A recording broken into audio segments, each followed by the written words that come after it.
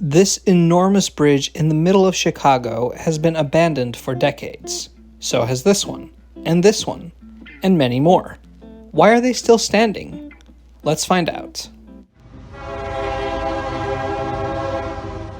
Chicago is undeniably a city of bridges. There are over 300 within the city limits, and many of these represent milestones in engineering and design. Chicago is also a railroad city. In fact, you could argue it's the railroad capital of America. So many cities across the country would not exist if it were not for the railroads that went in and out of the Windy City. Today, all the Class 1 railroads meet here, and it's an important hub for Amtrak. So add two and two together, and it stands to reason there are a lot of railroad bridges in Chicago. Today, however, I'm interested not in the bridges that still carry trains today, but the abandoned ones. The bridges that used to carry trains, but now just sit there, rusting away in the middle of the city. Why are they still there? What's their stories? I spent the last few years exploring 4 of them. There are, of course, way more, but these 4 I thought had the most interesting stories. This is a collaboration between myself and my good friend, the channel Chicagoland Transit, who lent this phenomenal drone footage for today's video. To get to the first of the 4 bridges we will see today, let's start at the Clinton Street Railroad crossing.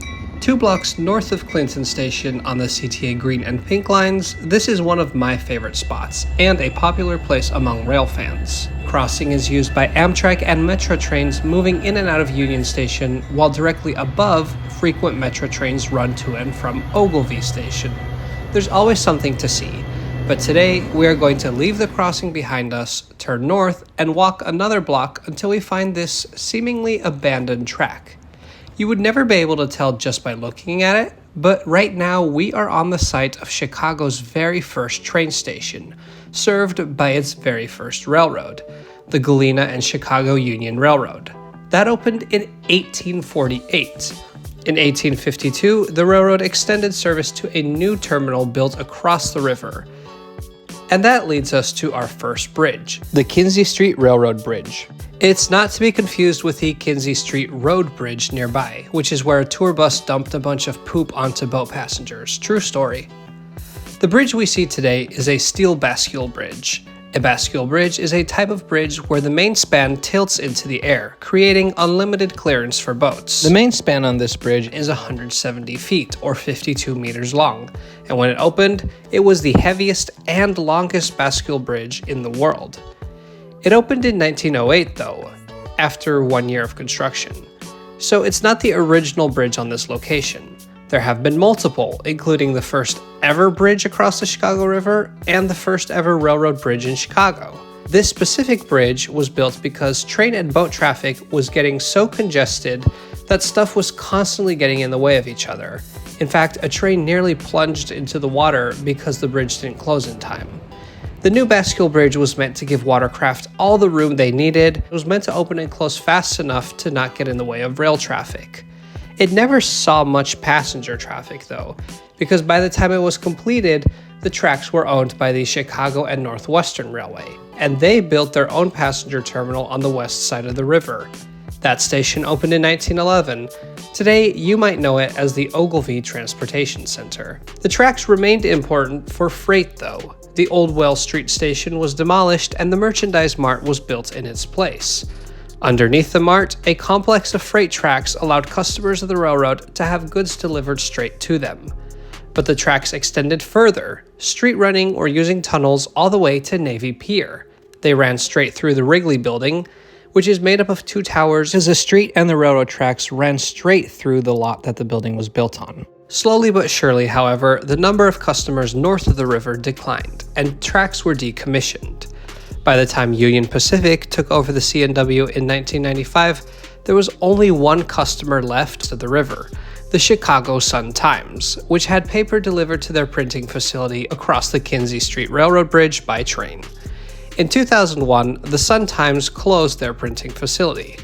The site was redeveloped and turned into a hotel owned by some weird old guy with terrible judgment when it comes to historic preservation or best friends. That meant that the Kinzie Street Bridge was no longer needed. It was lifted in the upright position, and that's the position you'll find it in today. There have been plans floated around to use the old freight tracks and the bridge to run a light rail from Navy Pier to Union Station, but I doubt such a plan would ever come to fruition, unfortunately. A ton of uncertainty exists around the bridge's current status.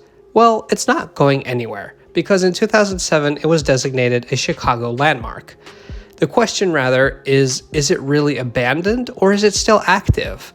Officially, legally, the bridge has to be lowered once a year and be inspected by Union Pacific crews, and they still consider it an active rail line.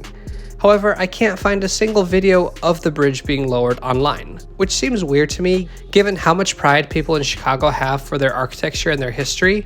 You'd think there'd be at least one. I can find only one photo of it lowered, and it's not dated. I've read many accounts from nearby residents on Facebook claiming that they've never seen it down. So if you know any more than I do, please let me know in the comments. One thing I will tell you though, there are a lot of AI voice videos and shorts out there claiming that it will collapse and cause catastrophe at any moment, but I wouldn't believe those. Look at this massive concrete counterweight just a few feet above my head. I don't think it can close anymore, but can you imagine the creaking noise this thing would make if it closed again? There's also a staircase, hasn't even been blocked off, goes up to the old house. Walking around the neighborhoods north of the river today, with the many houses, apartments, and shops, you probably wouldn't think that this was once an industrial area, but it certainly was. While the Chicago and Northwestern operated the line we looked at earlier, up in Lincoln Park, the many different plants and factories were served by spurs of the Milwaukee Road. Except the Milwaukee Road's main line didn't run through this area.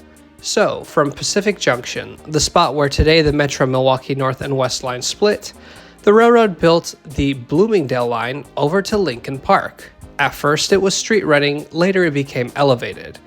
If you live in Chicago, you may be more familiar with the name the 606. Yes, that trail uses the elevated right-of-way of the former Bloomingdale line. And to get to Lincoln Park, the railroad had to cross the Chicago River, which it did over this, the Z6 Bridge, also known as the Bloomingdale Line Swing Bridge. You can find this bridge by taking Metra to the Clybourne station and then walking a few minutes. Although for this one, I prefer the view from the sky. Again, huge shout out to my friend Chicagoland Transit for providing the drone footage for today's video. So on the far side of the highway, you could see where the 606 trail currently ends, and on our side of the train tracks, you can see some rails left over headed towards the river. They cross over a street, and then pretty soon we reach the bridge where they cross the Chicago River. This bridge was built in 1899. It's a swing bridge designed in-house by the Milwaukee Road, specifically by a man named Onward Bates. A bascule bridge might have been a better option here, but the Milwaukee Road didn't want to pay to install a patented type of bridge. It has a unique design. It's called a bobtail swing. Only 10 or so were ever built. Swing bridges spin on a pivot, and normally both sides of the bridge are the same length. Here though, one side is shorter, and that's because the bridge is right on a very sharp bend in the river. If both sides were equal length, the bridge in the open position would block off part of the river.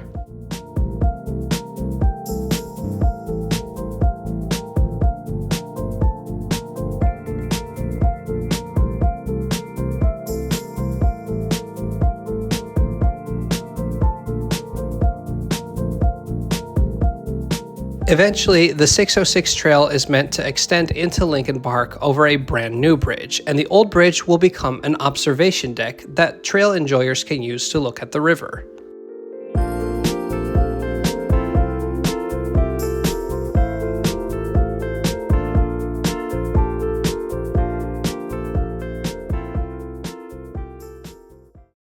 Now let's go see our third bridge, the biggest and perhaps most intimidating one of all of them.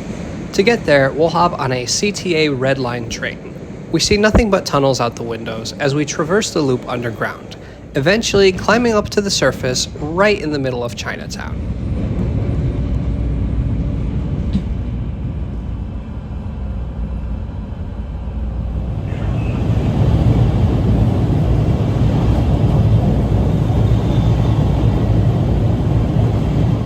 So for this next bridge, we've come to Cermak Chinatown Station on the CTA Red Line.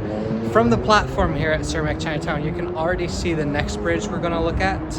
but we can get closer to it, so let's walk to Ping Tom Park. Today, we're not here to enjoy a bowl of noodles or play a game of mahjong. We're here as bridge enthusiasts.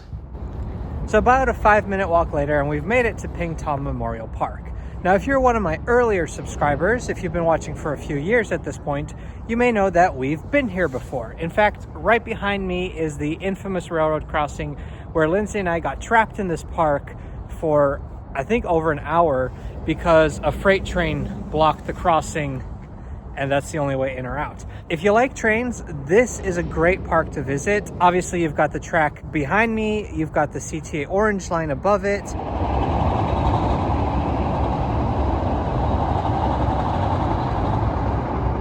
And then on the south end of the park, you have the Canal Street Bridge, also known as the Pennsylvania Railroad Bridge. The Pennsylvania Railroad Bridge is a vertical lift bridge. It opened in 1914, and since 2007, it's been considered a Chicago landmark.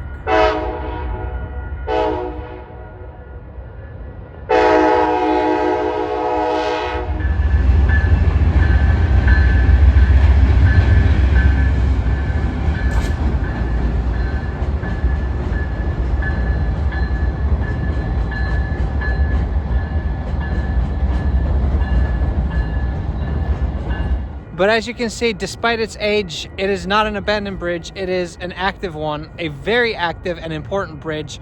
A ton of Amtrak trains and Metro trains use this bridge every single day, connecting Chicago to destinations south and east. On a weekday, as many as 32 Amtrak trains and 36 Metro commuter trains use the bridge. And that's not including the trains that are out of service that cross the bridge to maneuver in and around the yard between here and Union Station.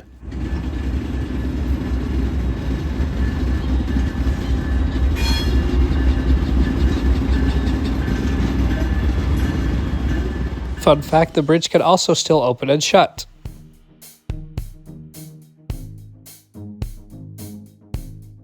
But the whole premise of this video is to find railroad bridges that are not actively being used by trains anymore. Well, if you come here to Ping Tom Park and walk to the other end of the park, you'll find a pair of those. There's a few reasons why I brought up that other bridge, even though it's very much not abandoned. One, you can't really come to Ping Tom Park and not mention it. Two, it's a great example of how age alone is not a reason for a railroad bridge to be abandoned. There have to be other factors, because this bridge is very old, but it's still being used very intensively. Third, well, I was just going to film a few clips, but then train after train kept coming, and I just can't help myself. When I see a train, I gotta watch. No, but now let's actually stick to the agenda. If you face north and start walking, pass underneath the 18th Street Bridge, do not turn around. You will not turn into a pillar of salt, but you will get distracted again. And keep walking. You will get a magnificent view over these two giant steel bridges. One in the front is in the lowered position, and the one in the back is in the raised position.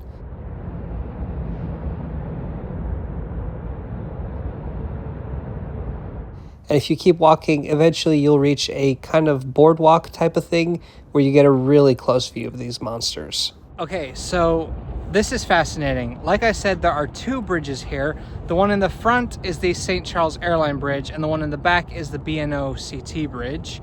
Now, last time I was here, which was a few years ago, both of these were up. Now the St. Charles Airline Bridge is down again. So with the two bridges being right next to each other and looking somewhat similar, it's totally understandable if you thought they were the same bridge or owned by the same railroad.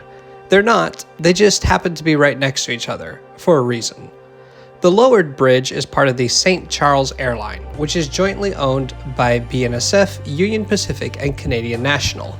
It connects the Metro BNSF line with the Canadian National line that runs along the shore of Lake Michigan. The bridge had been up for several years because an Amtrak contractor damaged a cable under the river, but as you can see, it has since been lowered. While I don't believe any trains currently use the St. Charles Airline, the line is considered active. The bridge next to it is the B&OCT Bascule Bridge. It was built in 1930 to bring trains in and out of Grand Central Station. Actually, it's Grand Central Terminal. No, it's not, because I'm not talking about New York. Chicago also had a Grand Central Station. In fact, Chicago had a Grand Central and a Central Station.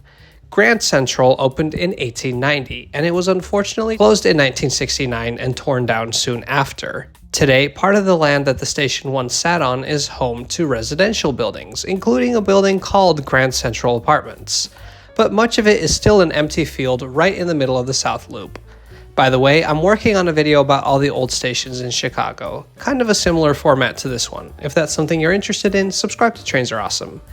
Grand Central Station was used by the Soo Line, the Chicago Great Western, the Pere Marquette, and the station's owner, the Baltimore and Ohio. Normally when I discuss the B&O, it's in one of my DC history videos, but they did run trains like their famous Capital Limited all the way to Chicago. Immediately south of the station was a rail yard, which today is being redeveloped into the 78, a new neighborhood and a soccer stadium. Okay, this area I'm walking through looks brand new. After traveling through the yards, trains would make a sharp turn west to cross the river over the Basque Bridge. The bridge was officially owned by the Baltimore and Ohio Chicago Terminal Company, or B&OCT. The two parallel bridges here replaced older bridges, and they were built under strict orders from the US government after the Chicago River had been realigned. The St. Charles Airline Bridge is actually older. It was built in 1919, and after the river's realignment, it was moved to its current position. The new bridge was built in the spot next to it. For trains going west to places like Omaha or St. Paul, the bridge wasn't really a problem. They were going westbound anyway. But for B&O trains to Washington, it meant the start of a huge annoying detour through the south side of the city, until at 93rd Street they could finally begin their journey eastbound. After Grand Central Station was demolished, a few cars were kept on the east side of the river and shuttled around across the bridge once in a blue moon, so the railroad could claim that the line was still active and nobody would make them dismantle the bridge. So it is way too expensive to dismantle a big bridge like this, even though it's not being used. So chances are it's going to be up like this for a very long time. You simply won't recover those costs selling the metal for scrap. Plus, again, this bridge is now also a protected Chicago landmark. Since the 1990s, the bridge has been permanently locked in the raised position. I don't even believe it's possible to lower it anymore even if they wanted to. Not that there's a reason to do so, it doesn't connect to any tracks anymore. Here's a curious fact though. Remember how the government forced the bridges to be built? Well, they also demanded that both bridges be raised and lowered as one. That meant that only one company would be responsible for manning and operating the bridges, and that responsibility fell on the shoulders of the B&OCT. B&OCT was taken over by CSX, and to this day, when the one active bridge needs to be raised or lowered, it has to be done by a CSX staff member, even though CSX doesn't have any tracks here and never runs any trains here anymore. Now there's only one more bridge to cover today, and we will find it in the west side of the city. This one is different from the others. It doesn't cross the river and it wasn't used by mainline trains. This is an abandoned bridge of the Chicago L. It's difficult to see from the ground level, so we will be counting on the drone for this one. This is the CTA Pink Line. If you've watched my Pink Line video, you'll know that the Pink Line is relatively new. It only opened in 2006. Before that, it was a branch of the Blue Line. But to understand this last bridge, we need to travel back even farther in time. The Blue Line today has two branches, both primarily located in highway medians connected to each other by a tunnel underneath downtown. However, in the first half of the 20th century, these were all elevated lines. The Metropolitan West Side Elevated was a company that began operations in 1895. They had a main line that stretched from the Loop to Marshfield Station. There, it split into three. One went south, that's today's Pink Line. One branch went west, that's today's Blue Line, and the last branch went north to Logan Square. This one's interesting because only parts of it still exist today. The northern end is used by the O'Hare branch of the Blue Line. The southern end, until Lake Street, is used by the Pink Line. At Lake Street, the Pink Line curves east and trains join up with the Green Line.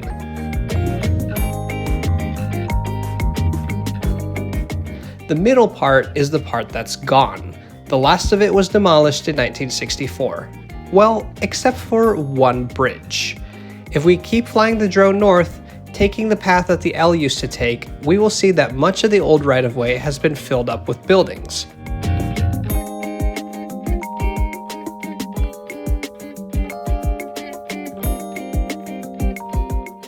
But eventually we reached the part where the L would have crossed the Metro Milwaukee North, West, North Central, and UP West lines.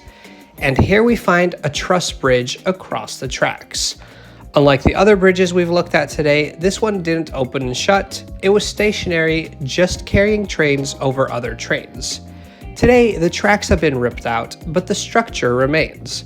Why? Is it also too expensive to tear down? Too disruptive to the train traffic below, perhaps? Maybe those reasons factor into it somewhat, but the main answer is much more simple. Many years ago, the railroads running underneath had mounted signals onto the bridge. Why build your own structure when there's a perfectly good one right there? Those signals are still being used, and there's really no reason to tear down the old bridge just to spend money setting up new signals. So everything but the frame has been removed. It's not, and likely never again will be, a train bridge anymore. Basically, it's just a signal post now. Just one that's a lot bigger and has more history than most of them. And with that, we've reached the end of the video. We've looked at 4 bridges today, 3 of them over a century old, and all 4 of them, despite being abandoned, still very much part of Chicago's urban fabric. There are a lot of reasons for not dismantling them. Some have found a new purpose doing something else, some have been preserved as landmarks, and some are just too expensive to dismantle. And I don't think they should dismantle them. They tell Chicago's story, one that's fascinating. Honestly, we've only just scratched the surface. So if you'd like more videos like this, please let me know in the comments below. If you enjoyed this video, please subscribe to Trains Are Awesome and check out Chicagoland Transit. Huge thanks to him. We'll see you next time.